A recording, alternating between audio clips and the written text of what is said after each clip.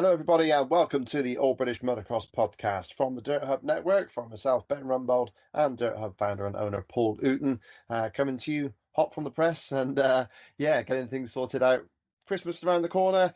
We've got a few bits of news to talk about, and we've got a guest star rider talking to us as well. Louie Kessell has gladly joined us from his lunch break there in deepest, darkest Cornwall to talk about his championship season and his plans for 2026. So, yeah, it'd be great to talk to Louie, which we will do so very soon. In the meantime, Paul Ooten, interesting few weeks and story nitbits coming through. The season's really starting to take shape now, isn't it? Nitbits, yeah, it is nitbits. It's not hot. The press is not hot, to be fair. There's not a huge amount going on. It's really quiet. I don't know if this is one of the quietest sort of, first couple of weeks in December I can remember. I was just waiting for you to tell me, when are you going to tell me about your new job? He's retired now, so he's announced that. So, right. Oh, okay. Okay, you think I'm taking over from Victor Seppi, yeah? I see. Yeah, exactly. Long as retired, so, This is why you didn't want to talk about this until we actually came onto the broadcast recording. Yeah, I like it. I like your style. Yeah. Yeah, that's a long way off. I bet you got your eye on it, though, the big job, isn't it? It's a family business, you know what I'm saying? I'm just hoping they still keep paying me. That's the main thing. But they haven't been any bad so far, so they've got there's lots of stories about the Luongos, but so far, yeah, they're it's an interesting company to work for, but yeah, so far it's not been too bad. You still have a very big smile on your face. I reckon you got some good stories there. Well, to be fair, I'm waiting for you to buy me this curry. So I reckon if you ply me with curry and I ply you with beer, I reckon some of these stories will come out. I forgot about that curry. Yeah, didn't you? Yeah. I think I'm staying tight-lipped about that. No, we'll do it. I will sort that out for you. But yeah, from that side, there's so much goes on that I have no clue. They don't really share the big detailed information until most people are about to know anyway. So, but yeah, no, it's interesting. But yeah, there won't be a British ass on the throne of MXGP anytime soon. Okay, so you're just gonna have to get a bit more ruthless, I think, if you're gonna climb your way up the slippery pole. I think if I was any more ruthless, I'd have been a really good rider. But there you go. I was going to say talking of ruthless, but I've got nothing to segue into that at all. Because I was going to say Ben Watson, but Ben Watson is not. I wouldn't class him as a ruthless rider, would you? I would like to take him on. I'm sure he can cut it with the best of them, and well, we'll see. He just seems like such a nice dude, though, doesn't he? He just always seems happy. He seems.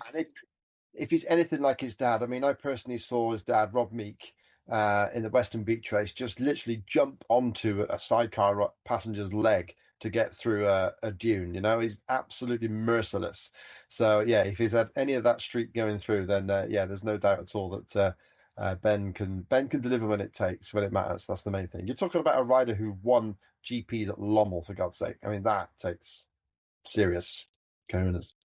Okay, well, we'll segue into Ben Watson is going to be riding in the Moto 8CU British Motocross Championship for Dirt Store Triumph. Then that's a big news. We sort of, had inklings about it. There was little teasers out there of it as well. But yeah, it's official. We've got Conrad Muse has got some serious competition. Like you said, a GP winner. This is not serious competition. This is going to be an all-out fight for the title, and and also the likelihood is not confirmed, but the likelihood is that Oriol Oliver will be within that title fight as well. Yeah, going to be brilliant to see. I mean, fair play to Tommy Searle for keeping things like distracting us, if you like. He put the post up with the Cork brothers there, the 919 and the 616, and we all said, "No, the 919's George Cork. It's not. It's not Ben Watson." And then, yeah, boom, through comes the announcement. So, pretty good bit of shadow play going on there from Mr. Searle, and to see Ben on that Dirt Store Triumph, which is a great team. I spoke to them this week about the Arena Cross setup, which is part of what I'm doing now as well. And yeah, they're full beans. They're fully committed, and they want Ben to be in the OAT list, which is the official approved teams for MXGP. I don't think they're stretching to the flyaways that Argentina, China, and Australia are at the end of the year. So if he's doing well, they might put him in. But otherwise, yeah, I think I think that yeah, Ben on that Triumph could be a very interesting thing. Obviously, he's been developing a machine, the beta, but the Triumph seems to be further along than that bike already. And it's such a good team. And yeah, if it can deliver and the bike can hold up, then yeah, it's going to be great between him, Conrad, and yeah, Oriol Oliver. There have been rumors, and I've seen photos of a Gabriel SS24 KTM with number 51, black numbers, white plates. We know he's too old now for MX2, so he has to race MXGP.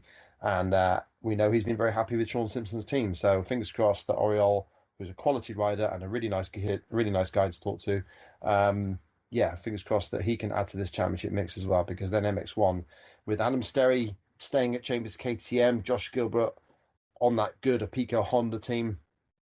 Yeah, it's 5 really good riders coming together for that title chase. So going to be really good to see.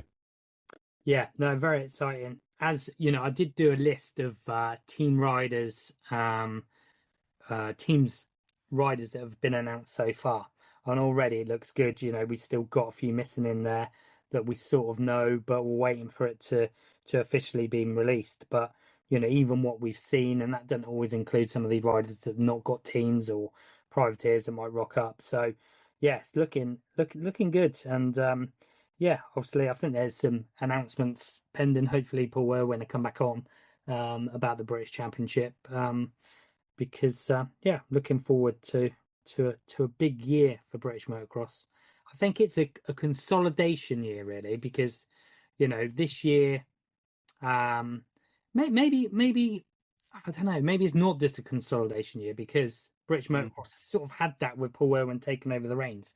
So maybe it's a year where it sort of nudges forward that little bit more, because we haven't really got any professional motocross championship now sort of waiting in the wings, have we, at the moment? Or certainly nothing been announced. The Nora Championship's gone quiet. Gareth Hockey's gone quiet. I don't know. You know, it's so all focus really is on that British Championship. And, you know, now the Scottish Championship looks very strong as well, because it seems like increasingly more riders are going to be doing that. Yeah, I mean, we add to that the rumor that I heard that Tristan Purdon is also going to be coming back.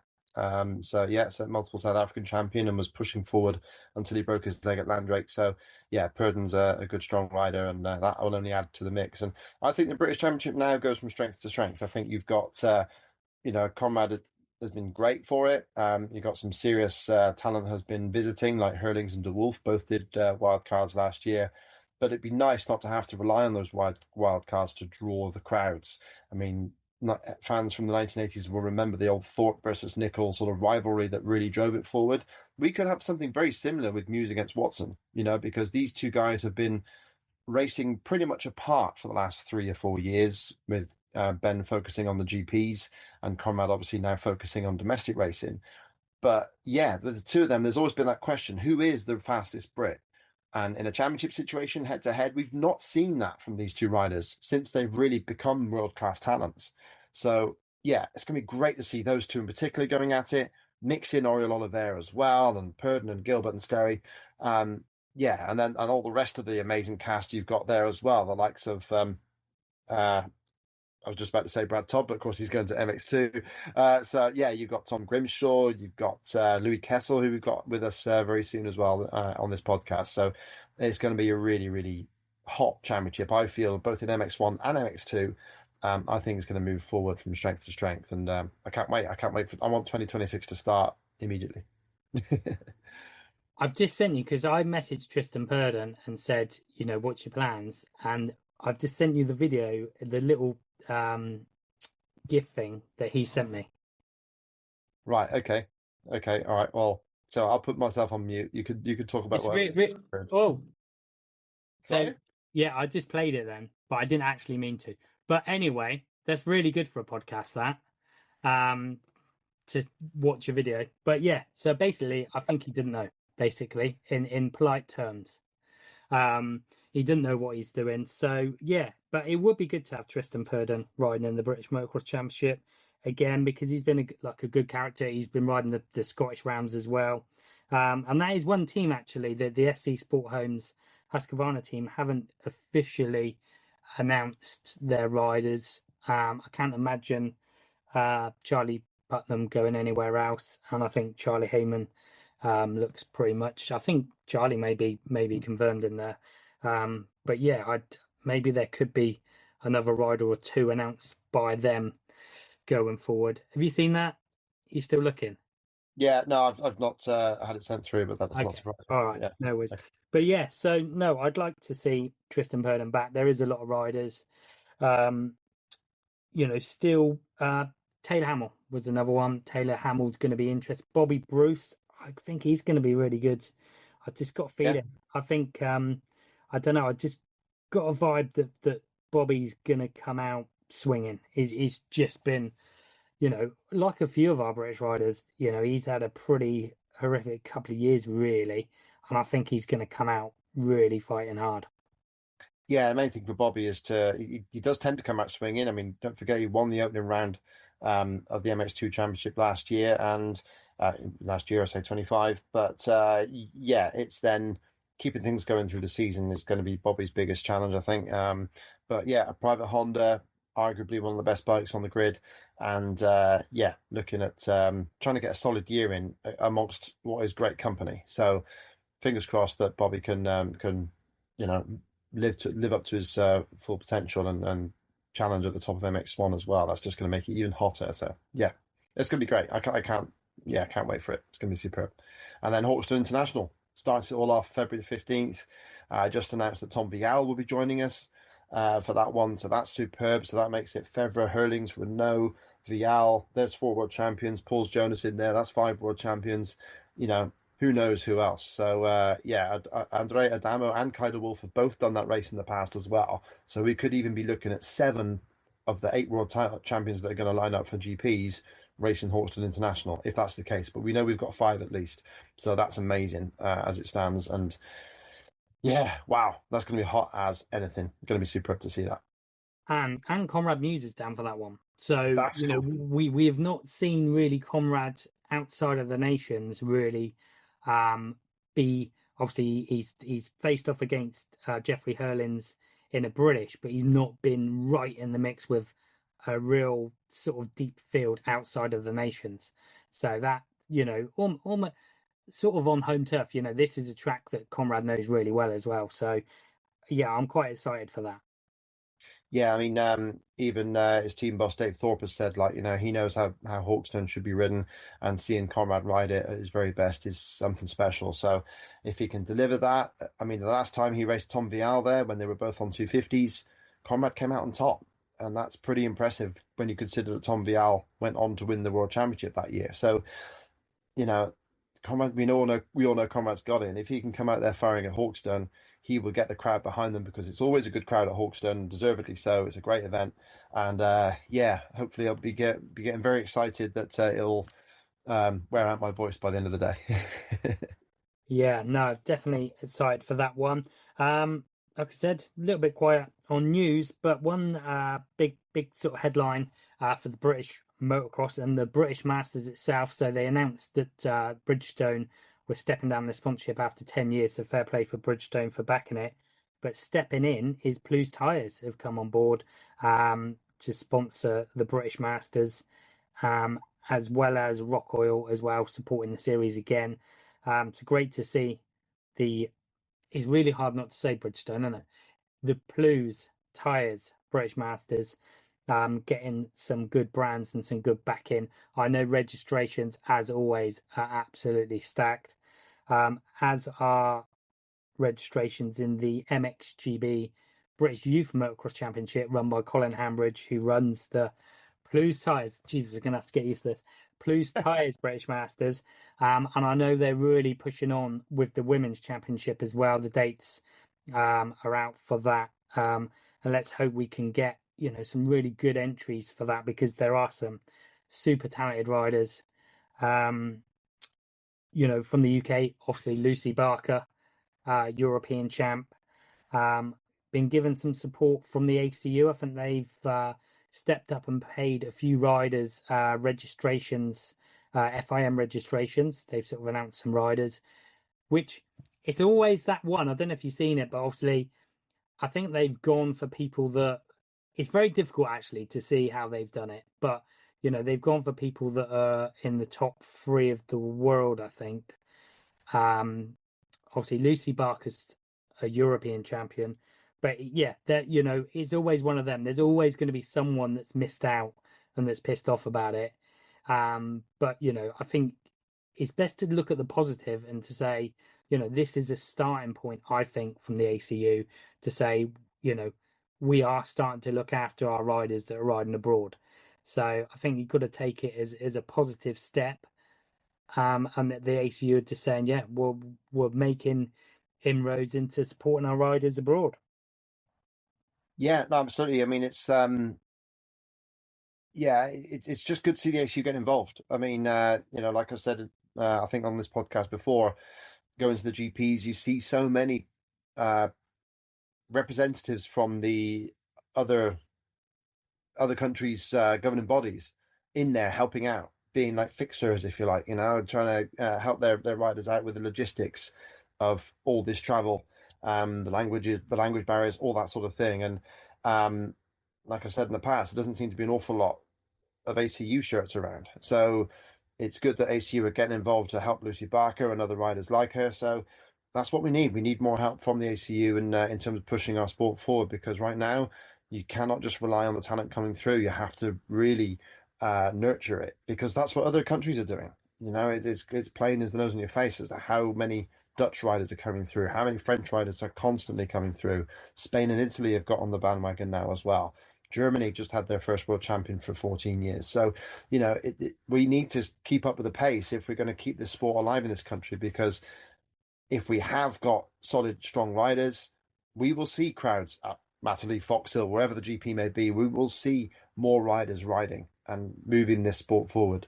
And to me, it all starts with an inspiration at the top.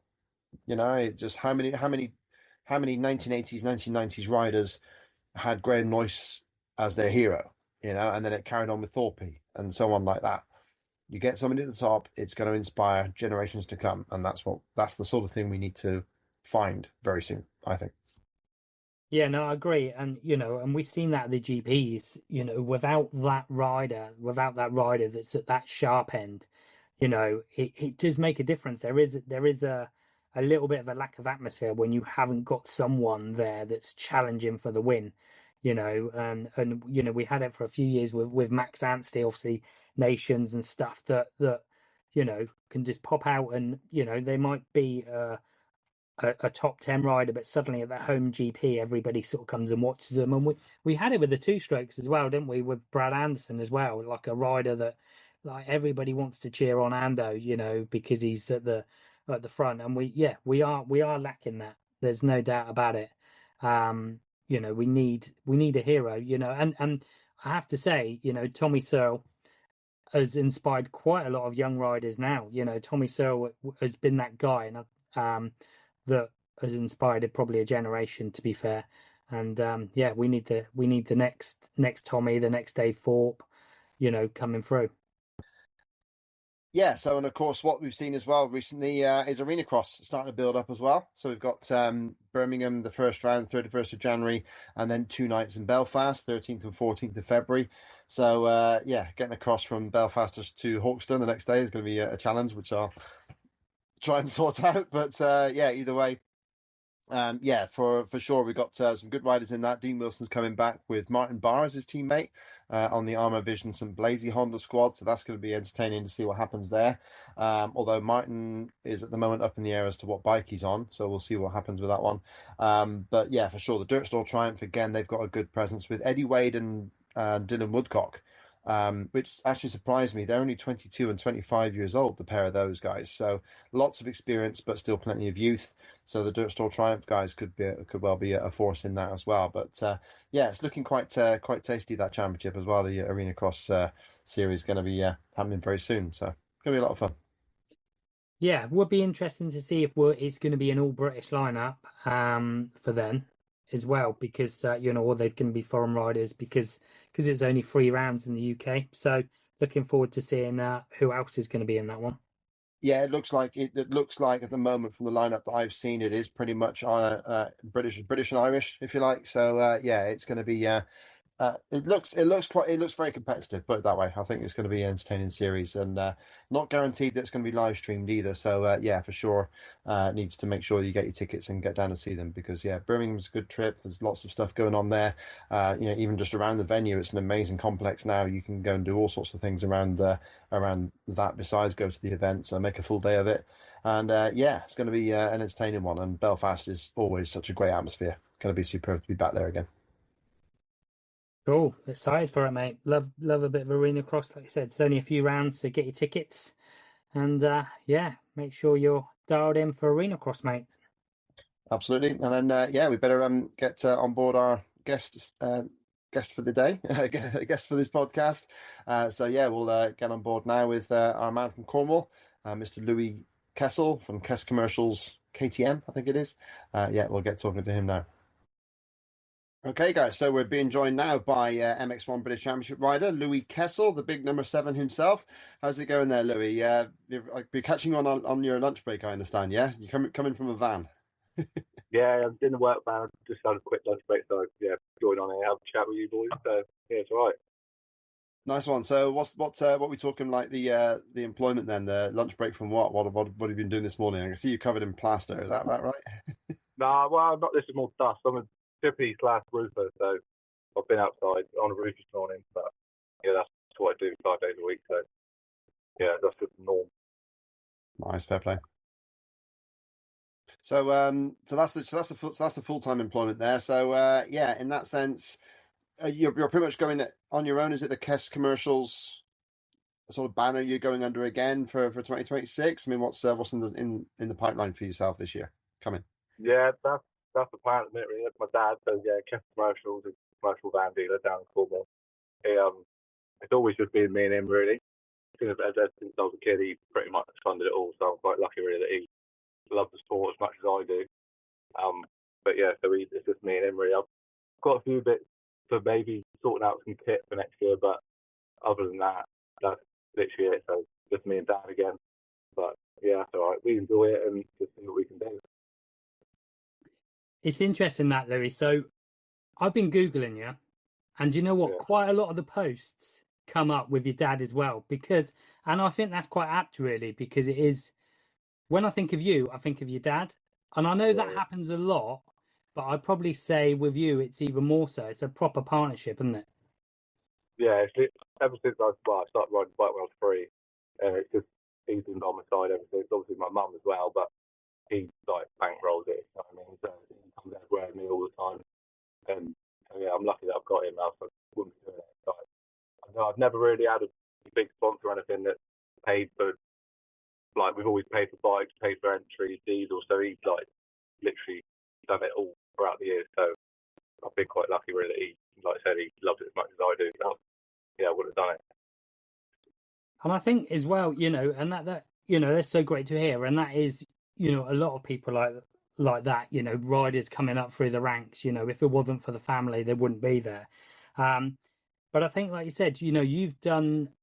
I think one of the big things about this year is, as a privateer in your own little setup, coming through the ranks. Your result at Landrake, and we were just saying, obviously, you did an interview with Ben afterwards, but your result at Landrake was I think a bit of a, from me just, seeing your career and keeping an eye on you, because you're a West Country rider, I think it was a defining moment for you. Would you say it was, to get in, to get such a good result locally on the British? Yeah, 100%. That was like, but well, with me and Dad was both made up. I had a 9th in the first one and a 8th in the second one. That's been the goal really. I've always wanted to say that I've got in the top 10 in the British Championship. Like that's been the goal, and now to pick that off, it's nice to do. And then at Duns in Scotland, I got an 11th as well. So to go there the next round and do that, I was after that as well. But towards like the second half of last year, obviously I worked 5 days a week, so I had a chat with my boss, Harry, and then Sean, his business partner, and I said, like, can I nip a day off work in the week to go riding? And they, nice of them, they was like completely understanding. And I ended up doing like 4 days a week, and then on a Wednesday or Thursday, I'd go train Stephen Sword on a Wednesday or Thursday, depending on the weather, obviously. And I think that helped a lot. Ever since I've been in school, I've just obviously been at school or work like all through the week. And I tried out to the weekend. So to ride 1 day in the week, I think made like a big difference. So, because I know the second half of the season, I think I got a lot better than at the start. Yeah, for sure. I mean, you've obviously come through the ranks there pretty quickly. You're still pretty young, aren't you? Especially for the MX1 class. But obviously, you've got my problem, height, which obviously means a 250F is a bit of a difficult. You're at a disadvantage there. But just to sort of give us a bit on your background there, Louie. So for people who don't know you, sort of, fans of the sport who don't really know, where you've come from that side of it.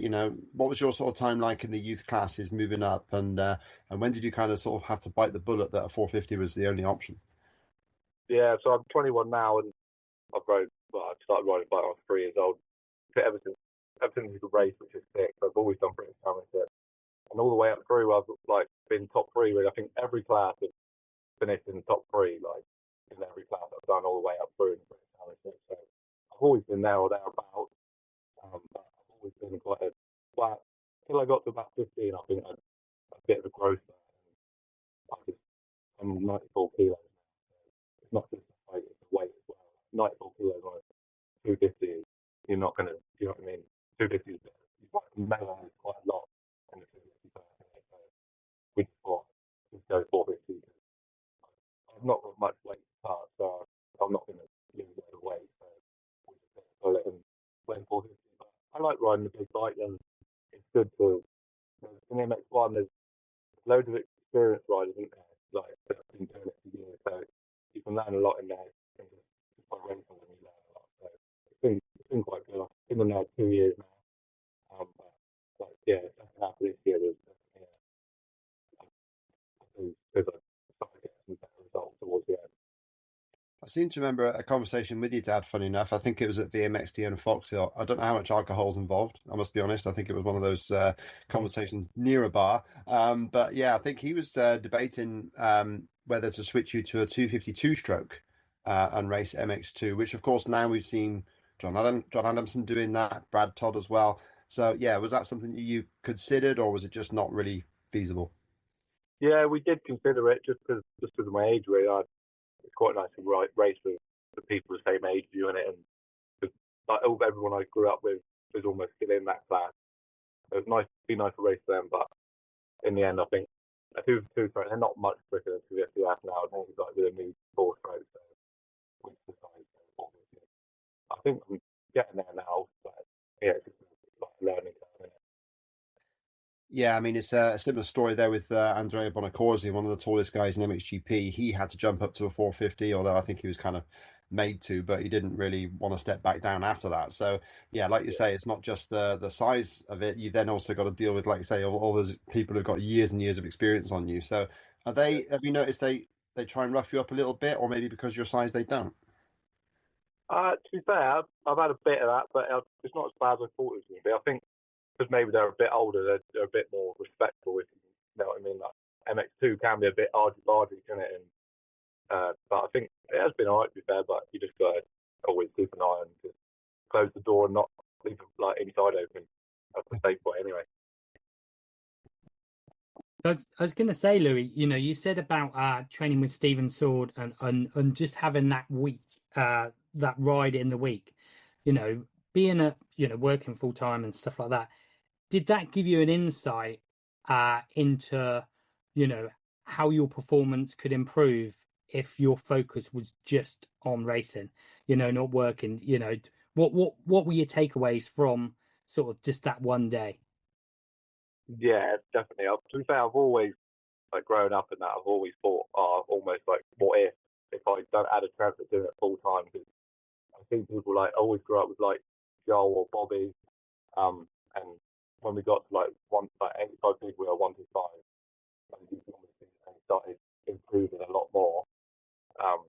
And I was just in school really or work, but I always thought, what if I done it full time. But that's me and Dad made that decision to not do that. And now the week I'm getting to see them now, I think it helps loads. Even like because I'm riding with like Taylor, Hamill, Jamie Carpenter, Joel is there a lot of the time as well. So I think even just riding with them like that one day in the week, you'll see go on. So I think the plan is to do that again this year. So, but obviously start it from like now.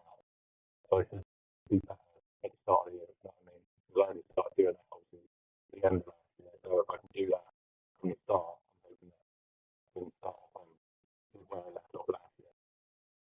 Yeah, no, it's cool. And it's interesting because, speaking to different people, some riders who have gone full time have felt the weight of expectation a little bit on them more. There's more pressure on them.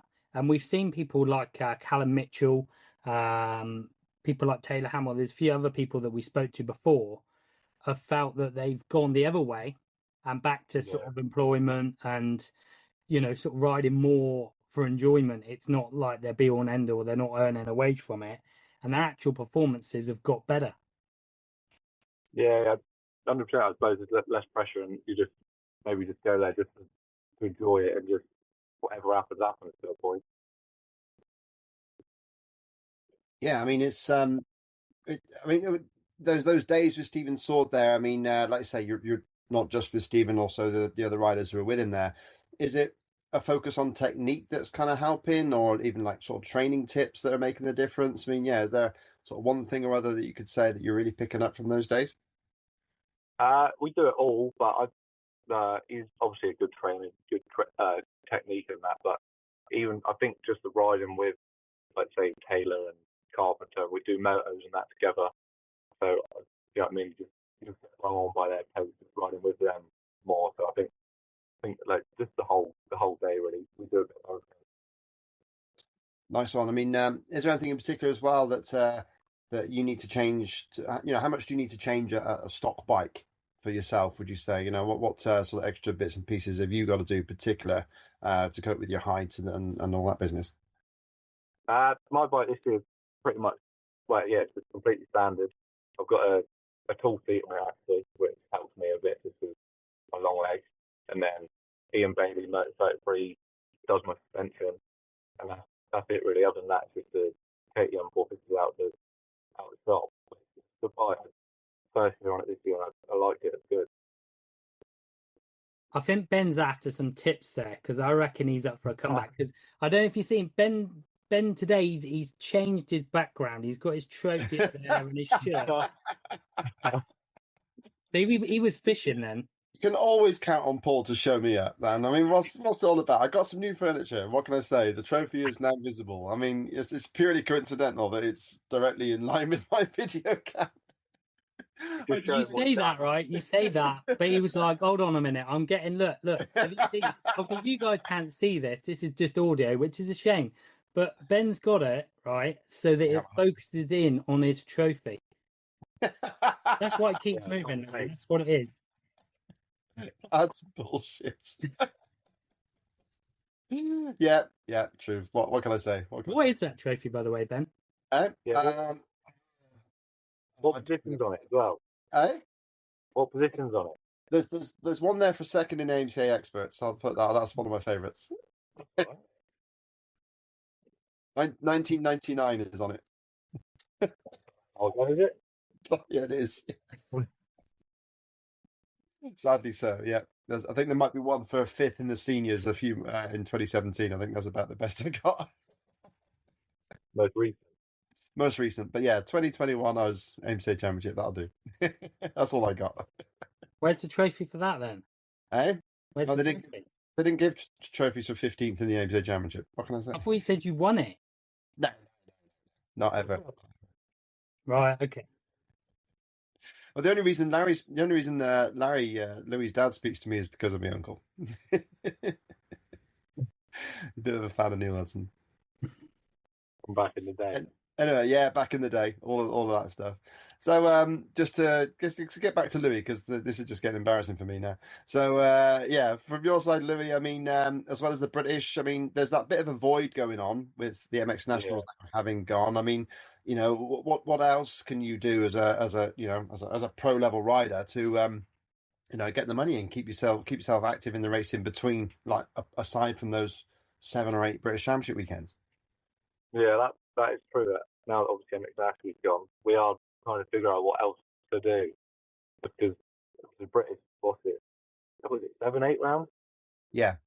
Yeah, so it's good to racing's obviously different tracks, isn't it? So it's nice to do something else other than British. But I'm not sure what else I'll do yet. Dad did actually mention maybe doing Hawkstone International just for an experience. I like the track. I think it's a mega track, and you can probably go there and watch anyway. So you know what I mean. Just go there and ride and have an experience as well. So that may be a maybe for next year. We'll see how it goes. Yeah, man. I mean, if you've got EMX 250 there, you might be able to try it on a 250 if they're in the EMX class or on the two-stroke again. Yeah. So That's even worse than MX2 British, isn't it? They need to bring the Premier back, don't they? I was thinking this. It's on my list there, like because that was like West Country motocross was like, and even back when Dirt Up first started, the Premier or the Remedies Bar, whichever you want to call it, was absolutely stacked. Yeah, Dad always does say that to me. He said because obviously he used to do that when he used to ride. He said he used to get good money like back then. He did some race around like prize money. So I did hear rumours that someone was on about maybe bringing it back. So it does seem like it's happening. But it would be good if that did happen because it used to be a very good. So it's not a race or not a challenge, especially maybe consider it down there. Yeah. I think the Eastern Centre challenge that's really good, isn't it? That's a bit like the Remedy doing it. They got that like living black all up there, and that's really quite good. Yeah, and obviously, go on. Yeah, I was just going to say it'd be interesting to see what the ACU do now they've got because they've come away from centres, haven't they? So they're turning it into regions. Yeah. So it'd be interesting to see if sort of if they're going to break it down to, I don't know, say 6 regions. So it's like the Southwest, Southeast, Midlands, and maybe they have sort of more, I don't know, six regional championships or something. I don't know. Not really heard much more than other than they're sort of coming away from centres. Yeah, like down here, even like club championships now. Down here in Cornwall, I think there's like one championship, and that's about it. Really, there's not really a lot that goes on down here. And, I think when like Dad used to run it, he used to say there'd be races on all the time down here. And even track, there's no track down here now. Really, like I've got Brandon, which is about 25 minutes from me. Other than that, I've got to go to Bristol really, which is 2.5 hours to like Cheddar, and then is probably the next one, which is about 3 from me. So I don't know. It would be nice to make that happen down there. It would be nice to something a bit local. Yeah, in the Southwest, I mean, in the late 90s when I raced, there was like Southwest ACU was a big centre. I mean, I remember Andrew Gilbert, so Josh's dad, racing against Jeff Perrott and people like that. It was all very, it was a lot of, and they were fast. They were good guys who could then wild card at GPs and even in Andy Gilbert's case get towards the points then in at Foxhill, for example. So yeah, it's a real shame that hasn't carried on. But also the Scottish Championships proven to be quite lucrative. But again, that's a big travel for you, isn't it? Yeah, Dad did mention that as well, but it's just that it looks so good, even in the tracks as well. They look mega, but it's just like I don't know. For one day as well, it's a long old thing, especially to get back to work for Monday. So it's obviously on Sunday. Yeah. I don't even know. I think Lucas is like, I think, Lucas or Duns. Duns was like 10 each way. Duns is like the closest one, I think. That's like on the border. Yeah. So that was That's 10. nice. So I wouldn't like to imagine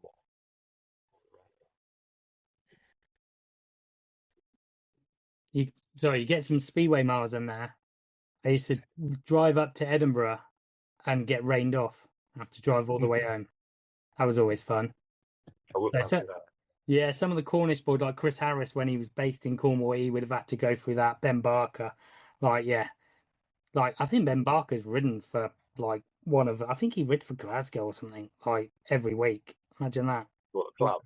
Yeah, driving from Cornwall to ride in Scotland on a weekly basis is mental, really. Well, like I said, it's what you do, and it is racing and stuff like that. Have you ever done the arena cross, or have you got any thoughts on that going forward? Yeah, I done it on an 85 big wheel actually for MVRD Husqvarna. So Mark Chamberlain, obviously, does the MX on team now.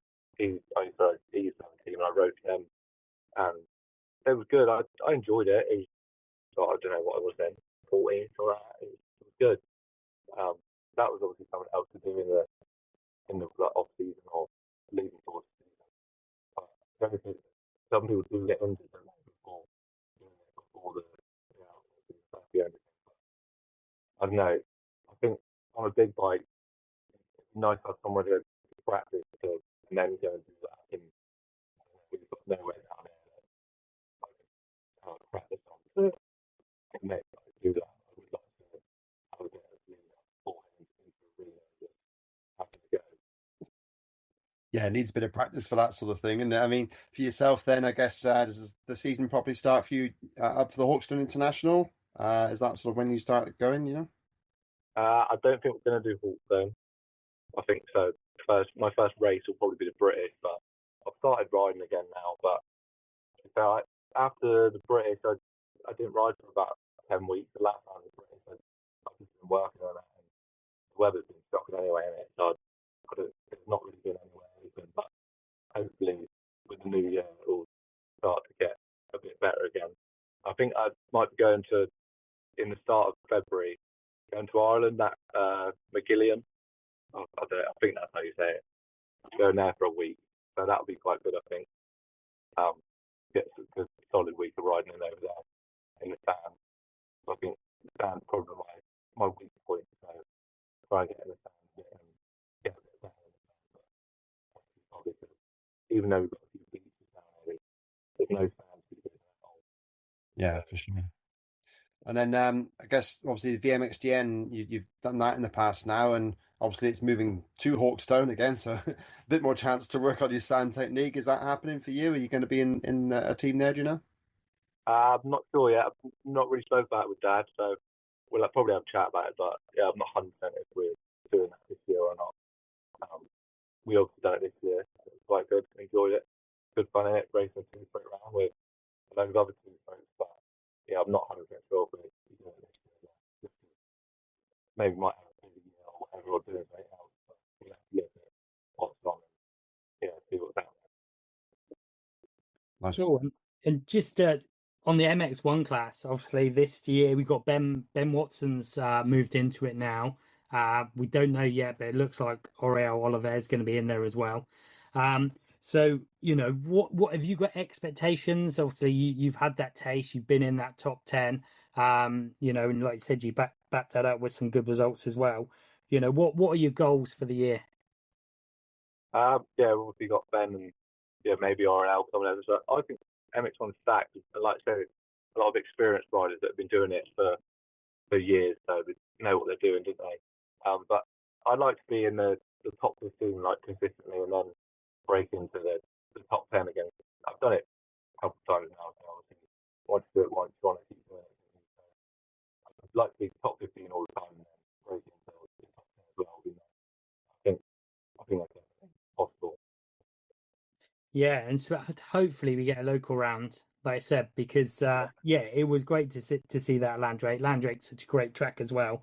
But yeah, if you could have another sort of best ever result at Landrake, that would be amazing, wouldn't it? Yeah, definitely. I think even though Landrake's obviously a bit far for somebody, I think even everyone likes coming down to Landrake because they know it's a good track and it's a nice area in it and it's prepped well. I've never heard anyone say a bad word about coming down to Landrake. Yeah, it's usually been a very popular venue for yeah. I mean, it's classic hardpack, isn't it? A classic British circuit, Yeah. if you like. And yeah, like you say, it is a lovely area and a lovely place to come. So I know we've got to get back to your work and obviously get a bit of food down your neck so that you got something in you for the afternoon. So yeah, just to say thanks for joining us, Louis. Looking forward to seeing you back out on track in the new year. And yeah, all the best for the winter. Any little personal sponsors or anybody you want to thank before we close the show here? Just Dad, really. Test commercials. Yeah, commercial van dealer. Yeah, just him really. Just me and Dad for next year, and then hopefully sorting a kit deal out. I think she's got some stuff in the works for that, but other than that, yeah, it's just me and Dad again. I think so. Yeah, it's me and him rocking out. Nice one. Good stuff. We look forward to it. Thanks very much, Louis. And yeah, we'll see you in the new year. Take care. Thanks very much. Thank you. Cheers. Cheers, Louis.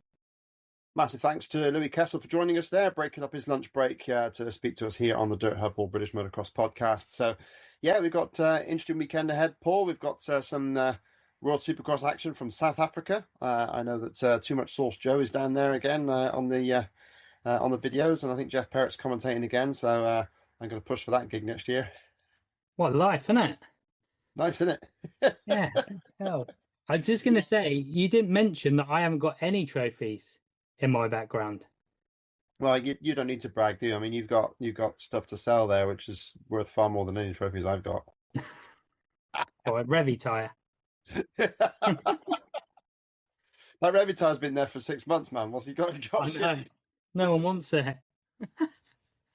Oh dear. Good stuff. But yeah, no, World Supercross. Yeah, Max Anstey, world champion, a world champ. We will. Yeah, it's just great to have a British rider doing so well. We did, he missed out on his max though. He's not going to go unbeaten for the full year. But to be fair, I thought he was going to I was trying to work out the points. I thought he was just going to sneak it. But, at least it's gone to the final round. He hasn't quite done it yet. But yeah, looking forward to seeing a British rider being crowned world champ. Yeah, World Supercross has been an interesting one this year.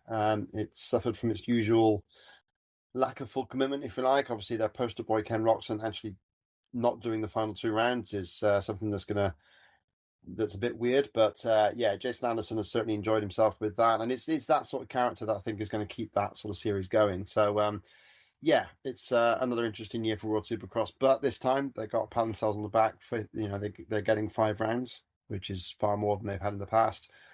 So it is looking like something a little bit more credible for a winter Supercross, and even something as a warm up for some of the top American riders. So I think with a bit of adjustment, you can improve the quality of it and yeah, get people in there. But yeah, interesting, and I like the rebranding. I think it's done quite well.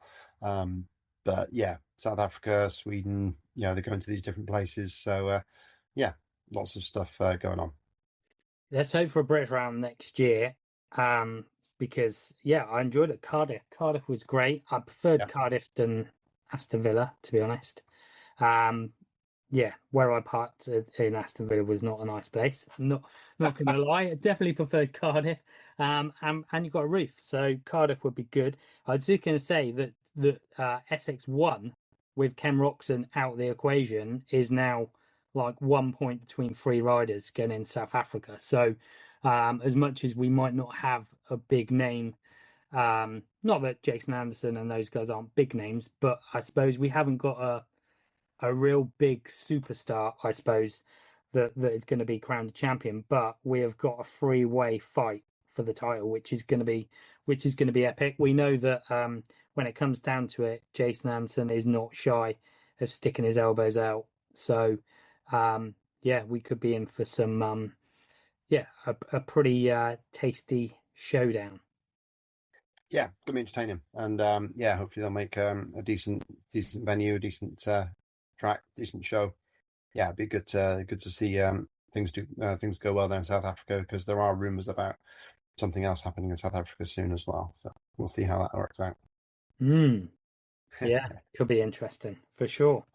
Exactly. So, right, we better wrap things up then. So yeah. Thanks everybody for tuning in to the All British Motocross Podcast with myself, Ben Rumbold, and of course Dirt Hub founder Paul Oonton. Looking forward to another weekend, and yeah, we'll get the next podcast out to you very soon. Thanks very much, Paul. See you later, guys. Thanks very much for listening. See you next time.